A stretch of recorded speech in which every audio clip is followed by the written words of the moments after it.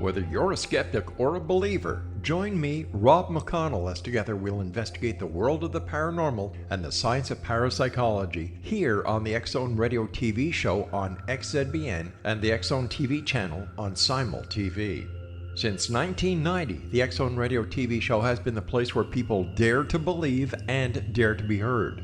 Together, we'll investigate UFOs, aliens, ghosts, Bigfoot, psychic phenomenon, lake monsters, conspiracy theories, government cover-ups, the truth embargo, alien abductions, ESP, haunted locations from around the world, and so much more. With over 28 years of broadcasting and more than 4,500 individual guests, the X-Zone is truly a place where fact is fiction and fiction is reality, as evidenced by the credibility, integrity, and professionalism of the guests that we bring to our international audience. If you have seen a UFO, had a close encounter, seen a ghost, Bigfoot, lake monster, or a story that you would like to share or have investigated, contact me, Rob McConnell, by sending me your email to xzone@xzoneradiotv.com, or you can call toll-free 1-800-610-7035, extension 143, and on Skype, X-Zone Radio TV. For more information on the X-Zone Radio TV show with yours truly, Rob McConnell, visit www.xzoneradiotv.com or www.xzonetvchannel.com or simultv.com and xzbn.net.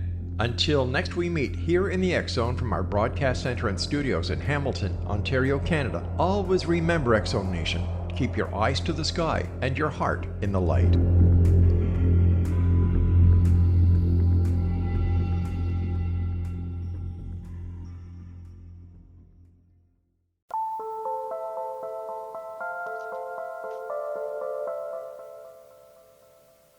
Welcome to Paranormal Stakeout. I'm your host, Larry Lawson, inviting you to join us on our continuing journey into the unknown as we attempt to find the answers as to what really exists on the other side of reality. And as always, I'm coming to you from master control of the X-Zone Radio and Television Broadcast Network in Hamilton, Ontario, Canada. And I'm speaking to you from the studios in the Southern Command Post of the X-Zone Nation in beautiful Vero Beach and Fellsmere, Florida. And tonight, folks, I've got a guest that has credentials that we don't often see in the world of paranormal research and investigation, and that's of a practicing physician. Dr. Donald Molnar MD is an internal medicine physician by day and a paranormal investigator by night. He is also the founder of the Haunted MD project, which allows him to combine his passion for paranormal research and investigation with being a practicing physician. Since 2001, Don has been out of training and working as a doctor for various health systems, including the Cleveland Clinic Foundation in Ohio and the University of Virginia Health System in Charlottesville, Virginia. He was raised in Lorain, Ohio, and completed his undergraduate and medical training in the Akron, Ohio area. Don notes having paranormal and ghostly experiences all of his life, and he finally joined Twisted Paranormal Society out of Fisherville, Virginia in 2012 to be able to investigate these curious experiences. As a part of TPS, he has investigated many locations, public and private, including Hillview Manor, Fort Mifflin, St. Albans, the Exchange Hotel, Dunlora Inn, and the USS North Carolina. He can also be seen in several of the episodes of The Twisted Realm, which is a video production of the investigations of TPS, which has been aired on PBS Virginia and is now seen on Vidi Space and Amazon Prime. In May 2018, Don started Haunted MD to lecture on being a ghost investigating medical doctor, and in March 2019 decided to focus on it, stepping away from TPS. Besides investigations and lectures, he posts a wide variety of interesting items on the Haunted MD Facebook page and on Don Molnar Haunted MD YouTube page. The posts include thought-provoking paranormal concepts along with educational videos and intriguing pieces of evidence. Dr. Don Molnar, welcome to Paranormal Stakeout, my friend. Hey, that sounds good. Wow, medical doctor, you know. Yes. we look at medical doctors as folks that are very very focused on the facts and the problems of the human body and how we can fix that. And here you also investigate the paranormal. Tell me how that happened. Well, I've been interested in paranormal all my life. Starting out as a kid, some of my earliest experiences, I remember one thing that always stands out in my mind is that I would see a figure of light, and I would tell my mom about it. I was probably like 4 or 5 years old, and I tell my mom about it, I'd be like, Mom, I'm seeing this like thing kind of poke around the corner and look at me, and she was like, what? She goes, well, that's probably your guardian angel. So we kind of rolled with it, the fact that I had a guardian angel, and pretty much from the time I was, a kid through teenage years through adult, I've had all kinds of interesting experiences, even before I became a doctor, and definitely before I joined the paranormal team. I always had these curious things happening, noises, smells, sounds, those kind of things. Mm-hmm. And then eventually became a doc, and even as a doc, having to deal with life and death and all that, I've had some interesting experiences over the years. And then about 2012, how I officially started ghost hunting was I ran into a nurse who was a nurse manager, a charge nurse for night shift. I was working night shift at this small hospital in Virginia where I worked, and she had just came back from a ghost investigation at St. Albans in Radford, Virginia. That's a pretty haunted place down south of where I live. And she was telling me all these, overheard her talking about all these stories that they had experiences. And I started talking to her about those. And she told me about Twisted Paranormal, and then I got to meet them and join the team. And that started me on the kind of my official path down the paranormal route. So, and I've always been, even though I'm a doctor and a person of science, I've always been very open to the paranormal, and I'm curious about it, especially even as a doc. I've had some interesting experiences with, near people, seeing things before they die, or different Mm-hmm. things happening during code events when somebody, we have to bring somebody back, if their heart stops or they stop breathing and all that. So that's kind of in a nutshell how I got to where I am now. Okay. Well, it kind of relates a story to me. I had a gentleman on a tour, and he was very, very quiet and very skeptical looking. And at the end of the tour, he told me he was a doctor, and he explained an incident that occurred to him as a young ER doc in Colorado, where a guy that he was saving, actually he was trying to save and he couldn't because it was a bad knife wound in the abdomen, had the thoracic guy come in and do the work, save the guy's life, but he was unconscious the whole time. And the victim came back 6 months later and wanted to thank everybody for what they did and asked about the funny looking doctor with glasses. And this guy said it amazed me because the victim was unconscious the whole time. How did he even know what the doctor looked like? Because the description was correct. And the guy explained to him that he sat up in the corner, his essence, his spirit, sat up in the corner of the ER watching the whole thing, and that made this doc a believer. And all this time I thought he was and I would have expected that from a doctor, to be very skeptical of this type of thing. Right. What do your colleagues say about this? That's a great question. You'd be surprised. I think this day and age, a lot of doctors, like the example you just gave, have had their personal experiences and they have stories. Most of my friends kind of they think it's really cool what I'm doing, and they'll come at me with their stories. Oh yeah, this happened. Oh yeah, that happened. And in fact, one of my friends that I work with now, he's actually leaving us to go up to Boston with his wife, but he's a believer in the paranormal. He's also an internal medicine doc, and I was showing him some of the experiences I had in our office now where we work in this hospital, and showing him some of the SLS Xbox camera footage, and he was impressed by that. And we started talking about all the noises, because in our office where we are now, we hear all these banging and noises and all this stuff, and he believes in it, but he's like, Don, I've never really had an experience, but I believe in ghosts, and I think what you're catching evidence wise is pretty incredible. And so the next day I come in and he goes, Don, he usually gets there a little bit earlier than everybody else. He goes, I heard a noise in the bathroom. So we have 2 bathrooms in our office and 4 work areas, and there's a couple of beds for sleeping overnight for overnight folks. But he goes, I heard a loud noise in the bathroom. It sounded like the toilet seat got slammed shut. Then I heard the door rattling. I went to look in the bathroom. He goes, and the door's closed. And I went to open it. He goes, and there's nobody in there. So he finally had a personal experience of his own after hearing all these stories and seeing all my evidence and all that. But so anyways, what I'm getting at though is a lot of my doctor friends are pretty open to it. I haven't come across a hard skeptic yet. Usually everybody comes across like, oh yeah, that's pretty cool. And oh yeah, my sister had this or I had that. And even people that I thought would kind of like look at me funny, Yeah. they say, hey, I'm really interested in that. I'd love to hear what you do. And I got a story for you, so you'd be surprised. It's not like it used to be as far as, you got to be crazy to believe in that stuff. No, it's actually fairly mainstream now, and I guess I shouldn't find it fascinating because I always thought people would look at cops, what I do, law enforcement, as how can you believe in this stuff? And I guess I was doing the same thing to doctors, but here it is. You guys deal with death all the time, don't you? I mean, death and dying. Yes. I often I've talked to my Haunted MD page and talked to people. It's like, depending how you look at it, we're kind of on the gateway of life and death.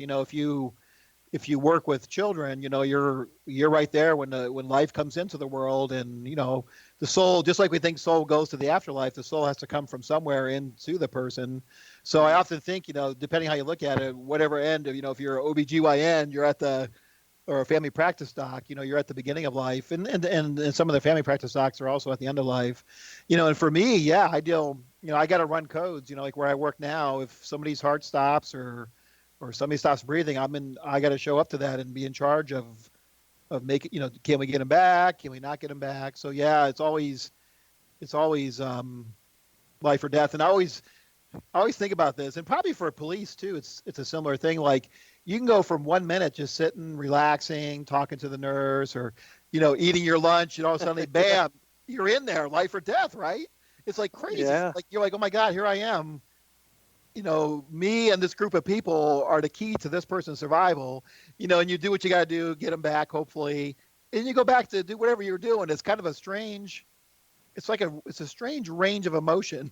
You go from that I crazy can to relate to. calm. Yeah. It's like nuts. But yeah, so yeah, I mean, I've had some interesting experiences, with that whole death process thing going on. Do you think, looking at it from the skeptical side, that the emotions tied around folks hinging on life or death can cause some sort of psychological event that will cause people to see or think they hear or see something? What are your thoughts on that? Are you talking about like from a perspective of the patient, or are you talking about the health? I guess the whole gambit. You as a doc, you dealing with those emotions all the time, nurses, as well as family members, anybody that's experiencing things in the confines of that event. Do you think psychologically that could have something to do with all this?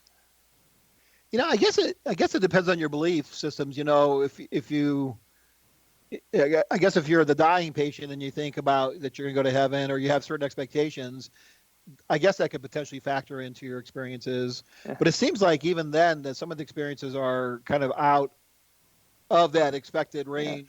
Yeah. And we're going to talk about that in just a second. We'll get into some of the experiences you've had after this first break. Folks, we got Dr. Don Molnar with us. Stay with us. We'll be back right after these messages.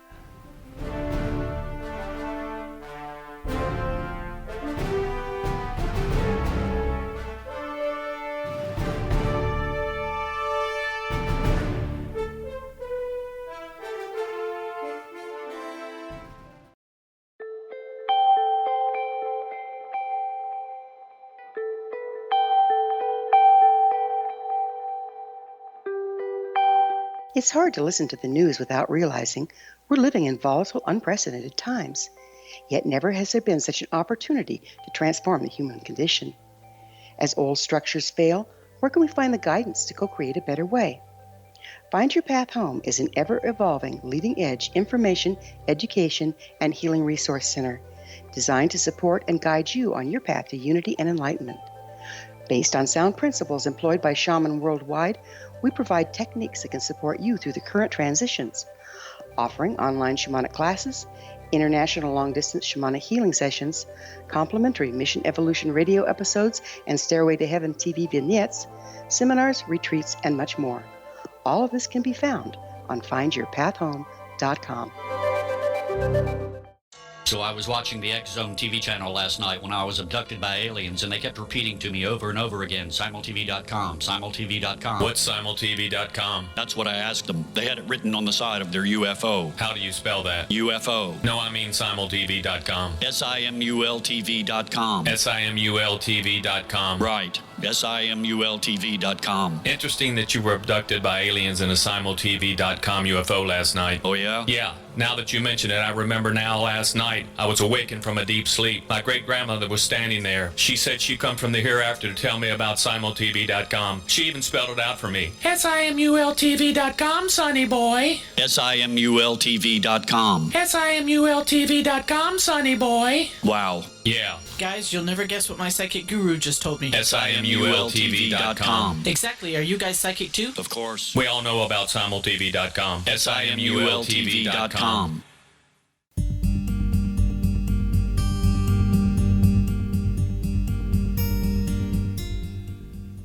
And we are back on Paranormal Stakeout with my guest tonight, Dr. Don Molnar, MD, an internal medicine doc up in Virginia. Interesting conversation and an interesting viewpoint from somebody that deals with life and death all the time. Yes.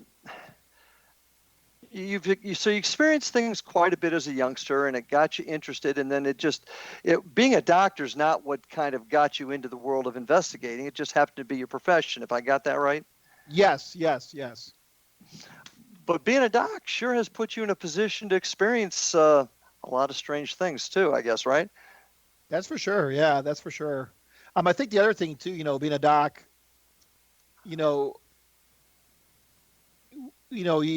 do some research, in medical school and projects and things like that. And also before I got to medical school, I did some research. So I think I bring in, what I bring to an investigation as a physician is the kind of that stepwise fashion that I think a lot of us follow.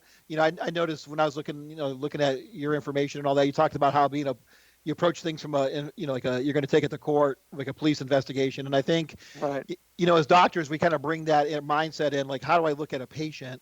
I look at it, the patient has a complaint and, and the history to the complaint, and then you examine them and all that. I think I kind of bring that kind of thought process in the whole, the process of how a doc looks at a case. And then also my research background kind of, what's a false positive, what's a real positive, what's a real result versus a negative result, and do we exclude any factors that could have potentially, caused that result besides paranormal. So I think, even though I'm definitely a believer in spirits and the afterlife, I still have that skepticism. Like, I got to still convince myself that what happened, it really happened. And if I can't convince myself 100%, then I'm like, I got to throw that out in my mind, or I don't present that. But going back to your other question about my experiences,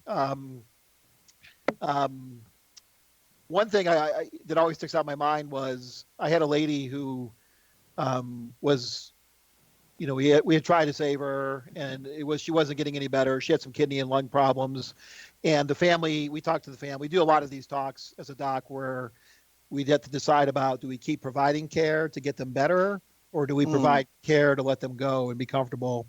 So we decided to make this lady be comfortable, and I periodically was checking on her, and I went in the room to check on her, and she was looking at the ceiling, and she was smiling at the ceiling. She obviously was seeing something.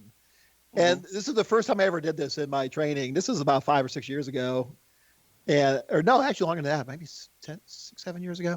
Anyways, I had to ask her, I'm like, what are you seeing? And she goes, I'm seeing the angels up there. And she clearly was seeing something, and there was almost like an energy in the air, too. And I even looked up, I'm like, you're seeing what? And she swore she was seeing angels. And I ended up, me and a nurse had come in with me too. And, we both were kind of dumbfounded, and we walked out. I said, I think she's going to probably die soon in a couple of hours. And she ended up dying within like an hour of seeing those angels. And you Now- know, oh, go ahead. No. Go finish your thought.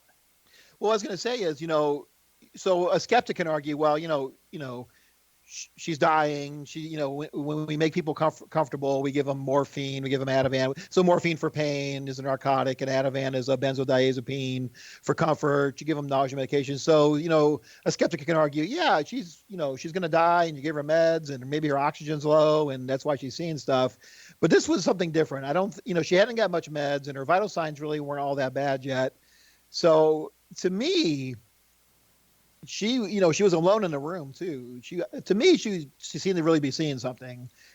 I can't say for sure it wasn't, something we cause as physicians or healthcare, but to me, it seemed like it was something real that she was experiencing that I don't think was because of meds or because of her oxygen being low or something like that. Mm-hmm. Well, I've got to think here. And now, yes, there's going to be that argument. Well, this was just, she was in the process of passing, and it caused her mind to look for something that gave her hope. I see that argument out there. But do you see the possibilities? Because I want to talk to you a little bit about parapsychological research. Yes. Do you see the possibilities of ever creating some type of method to track this, to document? I don't know if I'm using the right words, but somehow show that this is just not a psychological event of somebody dying, but an actual event that they're seeing, if that makes sense. Do you see that as being possible? I think you could, and there actually is some research. I don't know how much you know about it, but there's different programs around the country and the world that kind of look at this stuff. In fact, the University of Virginia has a program. I'm not part of the program, but it's the Division of Perceptual Studies, and they actually looked at that particular thing called deathbed visions. And I think they're still doing some research in deathbed visions where it's something the patient actually experiences, but sometimes even the loved one at the bedside might experience either the same thing that the patient's experiencing, or they may have their own separate kind of vision. But it's often a family member that comes for the patient, or an angel, or some kind of religious figure that comes for the patient. But it's a deathbed vision, and there's been some research into that. But interestingly, you mentioned that because recently I've been thinking about, I wonder if I could get permission to do some of my own research. Where I work now, we have a hospice unit.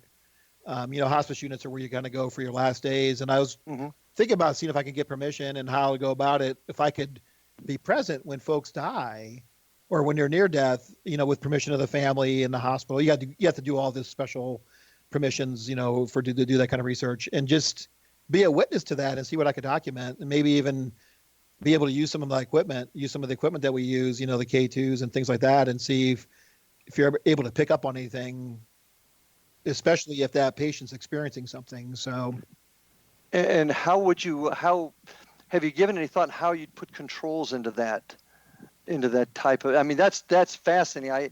I think you're going to be lucky to get a lot of families allow you to do that, not to mention the hospital. But I think that's fascinating. I think that's what we need to do. But what kind of controls would you put on that in order to make it a more sterile type of inquiry? It would be tricky. I guess you'd have to account for what meds are given. If you have a person who, if they're in their final hours, if they're getting a lot of morphine, a lot of stuff like that, you'd have to control for that, where you'd have to say, well, try not to give so much morphine, or, it'd be a little tricky. So you'd have to really you'd have to keep track of how much meds they're getting, and, you'd have to know if that particular person, what is the response? Have they had trouble? Do they get hallucinations with those meds? If it's a person who has hallucinations with meds, then it'd be a little tricky to pick it apart. I guess the other thing too is if they're actually, having other people in the room that know the patient. Like if the patient says, "Hey, I'm seeing my mom," and if she can describe her, and other people can kind of collaborate those things, so somehow you have to control for the meds, control for. If they start describing somebody, is it really somebody that was in the family, or somebody they know, that kind of thing? It'd be hard to do like a total placebo and treatment kind of group, because it'd be hard to have a placebo group. But it's fascinating. just the thought of that's fascinating, and it's interesting to know that I'm familiar with the University of Virginia program. They're also doing work with kids in their past lives, which I find Dr. Tucker's doing that. Yeah, it's Yeah. pretty cool stuff. And then they're doing near-death experiences too. Actually, I haven't had a lot of patients with near-death experiences. I've had a few, but when I started doing my Haunted MD thing, I really started kind of engaging on, the research that's out there, and they do a ton. Dr. Greisen has done a ton of near-death experiences, and it's amazing. Like, the story that you mentioned about the doc from Colorado. I mean, that's, out-of-body experience. And he didn't have the full near-death experience where, a lot of times they'll see themselves and then go to the light and see relatives and have a chance to come back or not. So there's a lot of UVA's doing a lot of that too. And I don't know if you know this, but UVA has a pretty fancy lab to study like psychics and mediums and people like that. Oh, they yeah. They have like did you know about that? The EEG, Oh, yes. MRI. Yes. I haven't seen it, but I'd like to see it. Well, and that is one of the areas that I think will help. In my view of it is this, we don't know what the phenomenon is. We have personal opinions, but we don't really, nobody's ever come back and sat us down and said, hey, George Washington has never come back and sat us down and said, look, this is what's really going on the other side. And until that happens, we'll never prove anything. But I think to get there, we're going to have to get the buy-in from the scientific community if we're ever going to completely find these answers. That's my thought anyway on it. But yeah, the UVA is a pretty interesting little project there, no doubt. Yeah, and I don't know if you know, University of Arizona has a guy down there too, and I'm drawing a blank on his name. But he's doing some pretty groundbreaking paranormal research too. He's actually done some stuff with trying to prove ghosts using different like light sensors and things actually in a lab. It's pretty cool. Yeah, University of Arizona. And I should know the guy's name. I'm totally drawing a blank on it. But he's doing some pretty cool stuff too. And he also did some of the parapsychology research to like near-death experiences and all that. That's I'm going to have to check into that. That one I'm not familiar with. I'm definitely going to have to look into that one a tad. And all this makes it easy where you work because you kind of work in a pretty interesting hospital. I do, yes. I do, yeah. Well, in a couple of minutes here, or in about a minute, we've got to go to our next break. But when we get back, I'd like to hear a little bit about the hospital, the things that are going on in there. But I'd also like to know what your scariest experience was as an investigator or a doc. So give that some thought when we get back in a couple seconds. And folks, we're going to take our next break here in just a couple minutes, but I want you to stay tuned for some interesting conversation with myself and Dr. Donald Molnar. We'll be back right after these messages.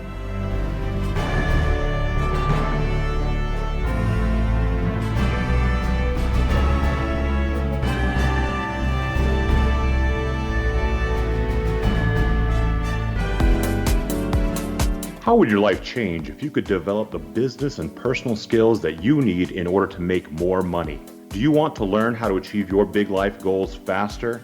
Then go to findhiddenmoney.com and get the Goal for It online course. The course teaches you how you can set and achieve your biggest goals while completely overcoming the roadblocks to your goals so that you can realize your dreams and imagine more success. Go to findhiddenmoney.com.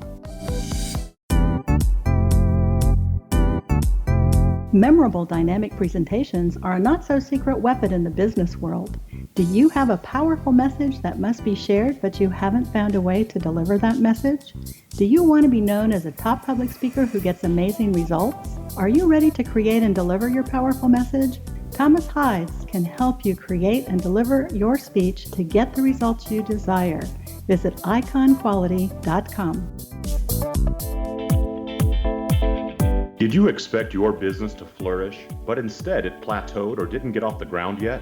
Would you like to achieve massive goals and discover new sources of income within your business?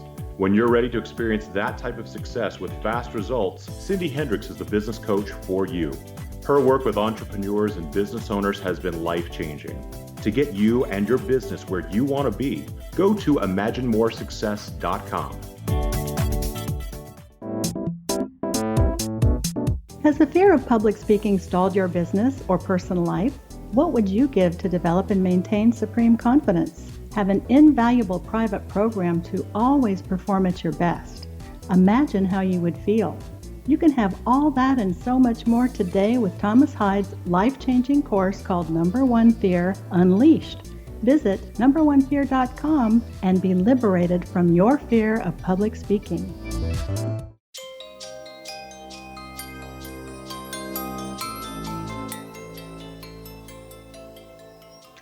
And we are back. Paranormal Stakeout with my guest tonight, Dr. Donald Molnar, a internist up in Virginia, practicing physician. And Doc, we're starting to get into a little bit about your office. You mentioned it a little bit here, but you've done some investigation research in your office there, haven't you? Yes, I have. Hey, before we go on, let me tell you, Larry. So that place in University of Arizona, it's called the Laboratory for Advancement of Consciousness, and it's Gary Schwartz. Gary Schwartz is the guy. Ah, okay. And where was that again? That's from the University of Arizona. Okay, thank you. And it's called the Laboratory for Advancement of Consciousness. Okay, thank you. I appreciate that. So tell us about your office. First of all, what made you start investigating your own office? So our office, so the building let me tell you about the building real quick, and I'll tell you about the office. The building was built in 2011. It's a satellite hospital for the University of Virginia. We're kind of down the road about 3 or 4 miles. And what we do is we take care of we call them long-term acute patients. Basically, they're people who don't really need to stay in a hospital anymore, but they're too sick to go anywhere else, like to a nursing home or to a rehab or whatever. We do a lot of people on ventilators with tracheostomies who need to be on a ventilator for a while and wound care. But anyways, our office is so the building's 3 floors. Our office is on the third floor, and it's not an office like an outpatient office. I just do all hospital-based medicine, so I don't have a traditional outpatient office. But our office is kind of where we all congregate. There's 4 work areas. There's a couple beds, a couple bathrooms in there. Kind of where we kind of check in the morning, get our heads on straight, look up information on the patients, and before we go down. All the patients are on the second floor there. But people knew our doctors knew I was a ghost hunter that I worked with, and one of the docs said, she goes, "I think this office is haunted." And it was funny she had mentioned that because I had been hearing noises there on my own, but I didn't think, I was kind of like, is that just the air conditioning or what is this? And she had mentioned that she had noticed the lights coming on by themselves. So there's 2 bathrooms, and the bathrooms have motion activated lights. And they have motion-activated paper towel dispensers. So she was telling me, she's like, "Don," she goes, "the lights come on by themselves in the bathroom." And I'm like, "Really?" I'm like, "No way." She's like, "And then the paper towel dispenser runs." So she had told me that. And within a few days of her telling me that, I was in the office by myself. And I'm not lying to you, but the paper towel dispenser, it ran in the one office. And then a few seconds later, it ran in the other not the other office, but the other bathroom. Uh-huh. It was weird. And then I went to look, and sure enough, the lights were on in the bathrooms, but nobody had been in there except for me. People had been gone for, probably an hour or so. So the lights, when you activate them, they do stay on for a little while, probably like maybe 10 minutes or so, then they turn off. But there hadn't been anybody in the bathrooms, for at least, an hour or so. So it was crazy. So that's when I got the idea that maybe I need to start checking out this place, and I already had my equipment. I already was, doing ghost investigating. I started working where I work now in like 2014. So I had been a paranormal investigator for like 2 years, 3 years already. So I'm like, I got to check this place out. Maybe I can catch some evidence of this stuff. So interestingly, I actually have this, there's a video of this on my Haunted MD. I actually caught the light coming on by itself, which was really cool. I set up, I snuck in my DVR camera. It's I have a 6-camera DVR system. I set up the cameras throughout the office, and I had set up the camera in the one area where there's a bathroom, and I actually was across the office. I didn't even know the light came on until I reviewed the evidence. And I was looking through the evidence, and sure enough, I caught that bathroom light coming on. It was like, yes, you're like, you never catch that stuff, right? You never catch it, like the stories you hear. And then I've caught all kinds of, stuff on the SLS camera. But the way it got started was I was already hearing things, and I heard rumors around the place about the second floor where the patients are being haunted. And then my doctor friend started telling me about her experiences. And then I thought, let me see what's going on in here. And that's kind of how it all got started. I got to ask you a question though, because this kind of caught me. Did you put a camera in the bathroom to catch the light come on? So I put the camera was outside the bathroom. Oh, okay, okay. So, And because now, how do your bosses feel about you putting the cameras up like that? Or well, it's kind of under the radar. okay. The direct people I work with, they know I kind of do that stuff, so they don't feel so bad. My main supervisor said, just like he knows about my Haunted MD page. He was actually one of the guys I thought wouldn't be interested in paranormal, but he is. But he just says be careful with the UVA name because of the legal. Oh yeah. The legal issue. So I tried not to really, on my Haunted MD page, I try not to really mention that this is from UVA's office or whatever. Although, I guess people who know me know where I work. But in a general sense, I try not to broadcast that this is from our office at UVA. So it's kind of I kind of sneak my stuff in, I guess. Okay. Well, the secret's out now. Yeah, it's true. So tell me, the Haunted Doc, what is the most significant piece of evidence that you have collected during your time doing this? You mean, as far as as far as doing paranormal investigations and research, what is your most significant piece of evidence that you've caught, even if it's not directly connected to your work as a doctor? And also, have you had a scary moment? Oh yeah. So I had some scary moments before I even joined the team. Up in Ohio still. I actually lived in Wooster before I came to Charlottesville. But my best piece of evidence, let me think about that for a minute. We've had some crazy things with TPS, really cool pieces of evidence. One thing that sticks out in my mind with Twisted Paranormal was we were investigating this place called the 360 House. It's over by Richmond. It's actually near a battlefield. It's close to Cold Harbor battlefield, but there was another smaller battle area there that these two houses sit right on the battlefield. And the one house was thought to have this demonic or evil entity haunting the place. We were in the basement and we're doing a burst session with the recorder. And I'm like, can you tell us your name? And, did like a 5-minute session, played it back, and it said Satan. It was crazy. It clearly said Satan as an EVP on the recorder. That was pretty crazy to have that come out like that. I've never had that happen since I've been investigating. Anything that particularly scared you? Your most frightening piece of evidence? So, would you want my evidence or my experience? Your experience. That's probably a better word. Your scariest experience. So this was a crazy experience. So I came to Charlottesville in 2009. I was living in a ranch style house in Wooster, Ohio, around 2007, 2008. It was pretty much me by myself. My son, I was divorced, and my son was living down in Virginia. That's how I actually got to Virginia, to be closer to my son. But I was in my house by myself, and it was I was mostly by myself, except when my son would come visit. He was like 5 or 6 at the time. But I was sleeping, and I felt something push my shoulders down pretty forcefully, not to leave marks, not to try to hurt me, but push my shoulders down into the bed and almost shake me like it was trying to wake me up. And I woke up like, what in the heck? At first I thought, well, maybe it was a dream. Maybe I was having some kind of funky sleep paralysis or something like that. So I kind of dismissed that whole thing. And then a couple days later at nighttime, I fell asleep again, and it felt like something took my shoulders and put his palm of his hands into my shoulders and just pushed me into the bed. It was like shaking me, trying to wake me up. So I woke up again, and I'm like, this got to be something else going on here. And actually, at that point, I was watching all the ghost shows. So I was familiar with TAPS and Ghost Adventures and all those. So then I started I'm like, this is something's in this house with me. So it kind of just dismissed it again. And then about a week or two later, it happened again. So it pushed me down into the bed, maybe a little more violently. And then I woke up and I saw this kind of amorphous shadow just drop down at the foot of my bed. It dropped down like it was hiding at the foot of my bed. So I was like, what in the heck? So I sprung up. It was either fight or flight, right? So I'm like, right. I jump up and I look, and there's nothing down there.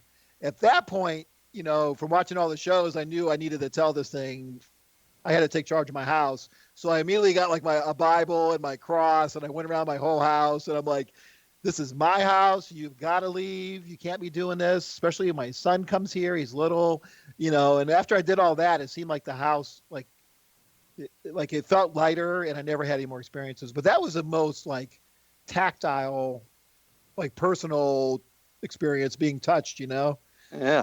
So I don't know what it was. The house had some weird stains, like in the carpet, like it was almost like blood stains or something. I never did find out. I never found out the history of it, but it was weird. That's why history is so important in this. Okay, Yes. Doc, let me ask you this. Yeah, in studying the history can give you all kinds of answers, but I'd like to ask you, Doc, a scientific mind, medical doctor, what is your opinion on what this phenomenon is? I mean, what do you think ghosts are? To me, something seems to exist after our bodies die.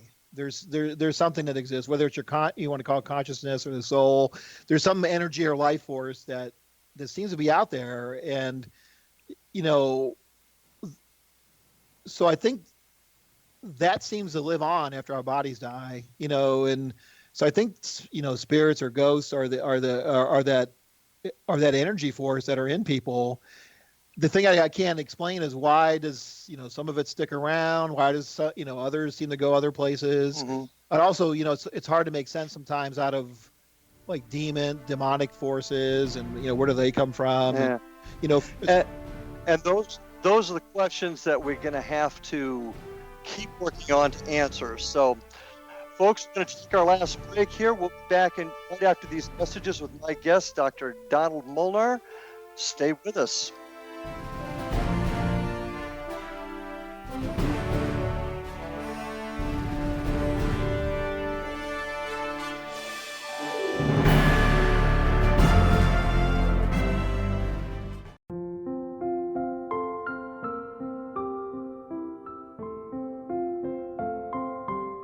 I am Dr. Carl O'Helvey, founder, president of a new cancer foundation focusing on evidence-based physical, mental, and spiritual interventions, including natural cancer cures, prayer, meditation, affirmations, nutrition, and other related holistic cancer prevention and cure modalities.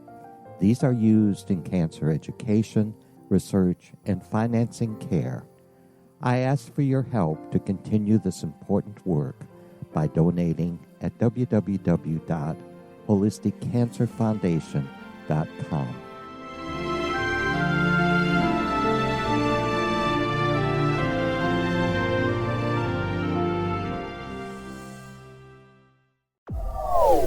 They are here, and they've been here for thousands of years, making their presence known in the shadows. They might be seen by a lonely motorist on a deserted road late at night, or by a frightened and confused husband in the bedroom he is sharing with his wife. But who are they? What do they want? Why are they here? Perhaps most concerning, has the government been aware of their presence all along? The new book by Ellie Marzulli, UFO Disclosure, the 70-year cover-up exposed, delves into the world of UFOs. Can full disclosure be soon? Order now and receive a free hour and 37-minute DVD on the UFO phenomenon. UFOs are real. Get both the book and the DVD, a $40 value, for only $19.99. To order your book and DVD today, go to lamarzulli.net. That's LAMARZULLI.net.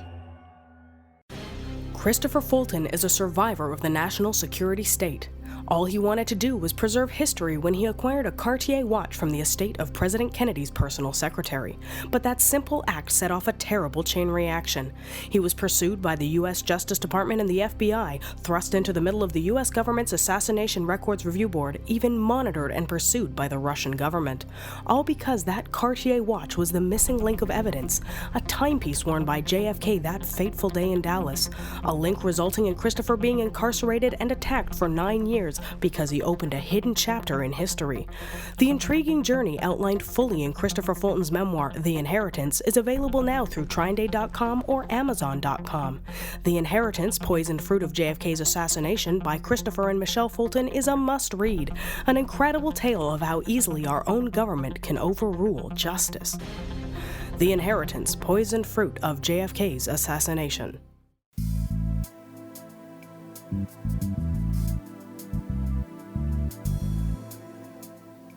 And welcome back to our final segment tonight on Paranormal Stakeout.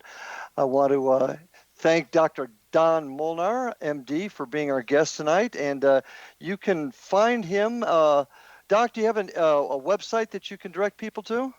Not yet. That's still on my things to do list. But I have on Facebook I have the Haunted MD, and then on YouTube I have Don Molnar Haunted MD. So folks, check that out. I'd also like all of you to go to www.xzbn.net and check out all the terrific programming you'll find on the X Zone Radio and Television Broadcast Network. And certainly you can check my website out at www.paranormalstakeout.com. You can also look at my team's website at www.paranormalfbi.com and be watching for some interesting stuff as I travel abroad to do some investigating overseas in the next few weeks. You might find some interesting stuff on that page also. So Doc, in our last segment here today, you've started something interesting, this Haunted MD Facebook page and your YouTube page. Tell me a little bit about that. What do you want to accomplish with that? What can people find on there? So my Haunted MD page, it's kind of become the main thing I've been doing lately with it, as far as activity. And I started the page out as a way to kind of get my name out there. I decided in May of 2017 to kind of branch off from TPS, and I wanted to be able to talk about being a physician and a paranormal investigator and kind of grow that part of me. And so I started a page to advertise myself, kind of get my name out there on Facebook and then also on YouTube. And then the page is really kind of taken on a life of its own, which it makes me pretty happy. I try to post interesting things every day, every other day, depending how it goes. And I try to find interesting parapsychology things, paranormal things, interesting stories. I've posted about near-death experiences. I post pieces of evidence that I catch. Everything that I've posted on the Haunted MD page is stuff I've caught since I started doing this in May. I try to just post just my evidence, nothing from, before that. So I post clips of evidence. I'll share articles. Like if I see a cool article on Facebook, I'll share that. I try to comment. I try to respond to everybody. I have a pretty loyal group of followers, and a lot of people have expressed how much it's helped them to see my post, but also to have this, to read everybody's comments, because a lot of folks realize they're not alone in their paranormal experiences, and a lot of people thought they were losing their minds. But then on my post, it's really helped people out because they can see that they're not alone when they have these things happen, these mysterious occurrences. So anyway, so the Haunted MD thing was to get my name out there, the page. My goal is I'd like to get out and do some lectures and talk to people and help out with investigations. I've been helping out Lunar Paranormal of Virginia. I'm as a guest investigator and helping them out, and I could be a guest investigator for other folks. So I'm hoping from the Haunted MD Facebook page to be able to get my name out there and to do lectures to help other teams. And then also what was I going to say? I'm also able to do investigations myself. Me and my girlfriend Christine can come out and do mini investigations. Okay. And then about the YouTube page, and I'll let you talk here in a minute. The YouTube page is basically the same thing. I just try to post interesting pieces of evidence and things like that to kind of advertise myself and also to share the evidence I'm catching, to hopefully bring more credibility to the field, to say, hey, here's a physician catching really cool evidence. This is Well, that's kind of where I want to go with this line. There are so many groups, people in this field that collect evidence, and they have a certain way of doing it. They keep it to themselves. They don't want to share. What are your thoughts on creating something not so different from what you're doing on your website, but having more of a repository so people that are actually working in the field can see other people's evidence and begin to compare it with theirs along with the circumstances around collecting that evidence. What are your thoughts on that? I think that would be great. I think that'd be great. There's really not like a kind of a centralized, organization to, looking at all the, looking at evidence in one area or even criteria for what's good evidence and what's not good evidence. I think that'd be great. I think it's, one of the things I try to do on both my pages is also educate folks too about, how to do a K2 session and how to do those things. So I think it'd be cool to have something where you could post your evidence that has standards, for is this good evidence, not so good evidence, and also a site that same section. How do you do an investigation? What's a good K2? What's a bad K2? What's this? What's a good EVP? What's a bad EVP? I think that'd be a great idea. Well, how do you envision coming to a general agreement that most folks agree this is the proper way to use a K2 meter or a MEL meter, or this is the proper way to do an EVP session? As a doctor, you went through medical school. Yes. You learned certain procedures. You learned certain proper ways of doing things. Same thing on my end in the law enforcement world. And I think that's one thing that we're missing in this field, and that's a set of standards and structure that will allow us to collect evidence the same way. And people who listen to the show often hear me talk about this often, but gives us the credibility because we're all doing it essentially the same way. Style can be different, but essentially the structure is the same. Yes. What say you on that?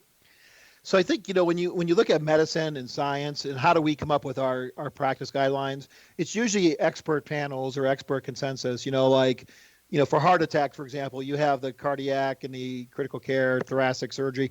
You have a group of experts come together, have a meeting, and they talk about what's the standard of care, what is everybody doing, what's the evidence, what does research out there suggest is the best way to do something. So I think if you're going to create something like that, you would have to have, experts in the field kind of come together and, and kind of weigh, what's everybody doing, what's proved to be the best way, what's proved not to be the best way. I think the tricky thing, like when it comes to using equipment is, it's never truly been proven that we're picking up on ghosts. It's just our experience. Absolutely. It's our experience, right?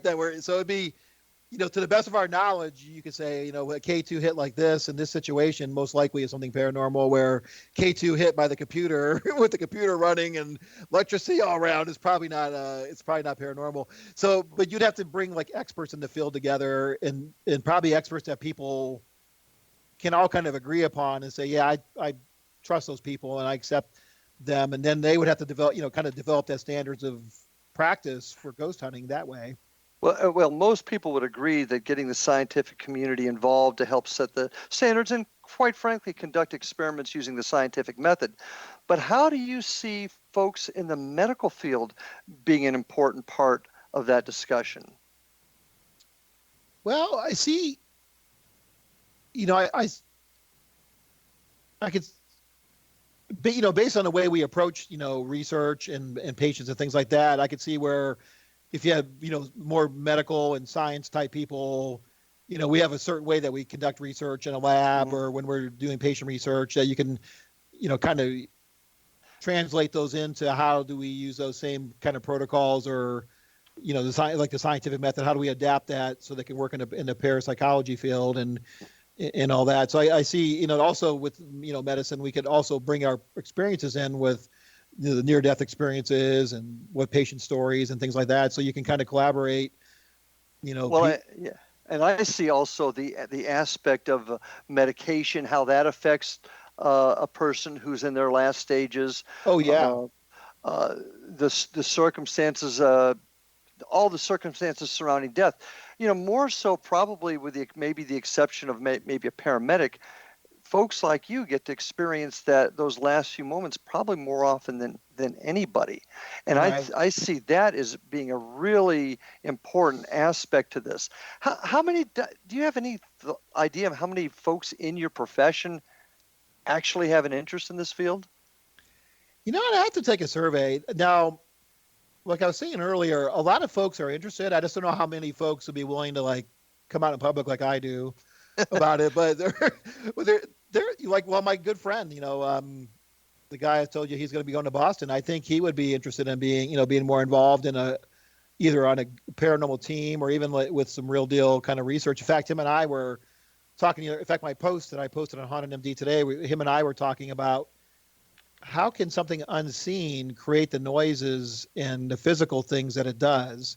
So so he's really interested. So I think there are a certain portion of the physician population that would buy into like doing more research into the afterlife, even more than what the parapsychology people are doing, maybe even more into the ghost hunting,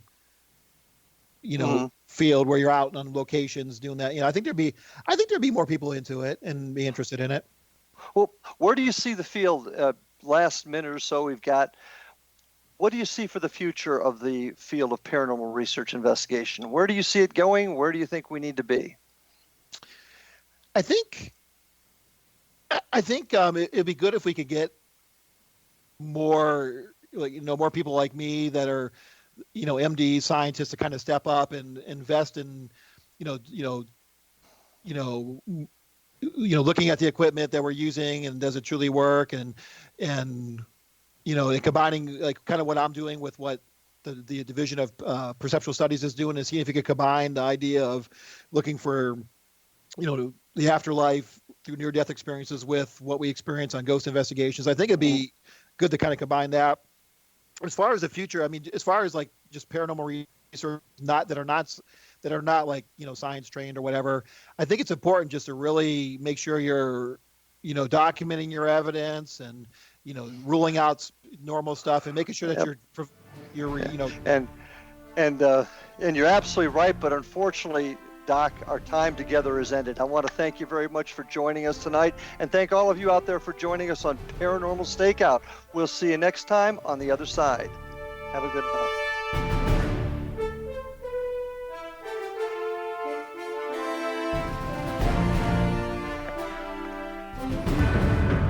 If you are looking for a safe, zero-calorie natural option to the harmful artificial sweeteners on the market today, Just Like Sugar is what you're looking for. Just Like Sugar is a wonderful natural alternative for those health-conscious people who choose a calorie-restricted diet with a great, pure, sweet flavor that tastes just like sugar. Just Like Sugar is a great natural option for people suffering from diabetes and may be useful in restricted diet programs where standard sugars are not allowed and does not cause a laxative effect of some other sweeteners. Just Like Sugar comprises a perfect blend of chicory root fiber, natural calcium, natural vitamin C, and Just Like Sugar's sweetness comes from the natural flavors from the peel of the orange. Just Like Sugar is a natural alternative to harmful artificial sweeteners and will change the way that you believe all natural sweetener products taste. Just Like Sugar is available at your local Whole Foods markets, Wild Oats markets, Henry's, Sun Harvest, and many other fine natural food stores in the U.S., Canada, and worldwide.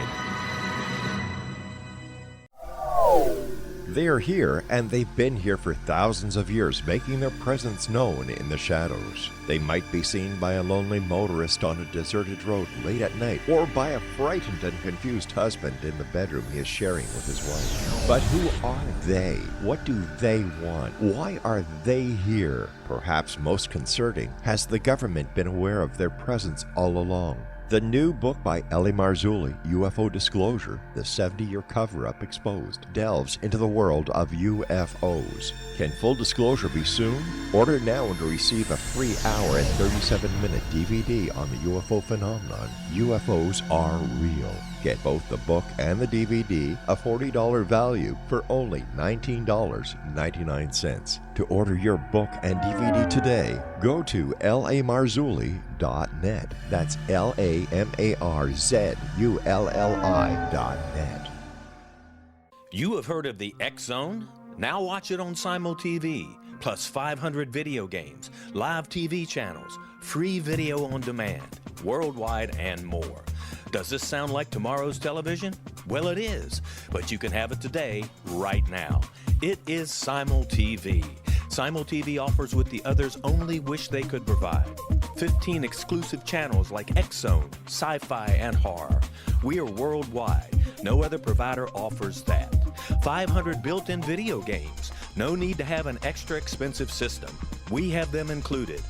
Free video on demand, live streaming events from around the world, interactive online network, and much more.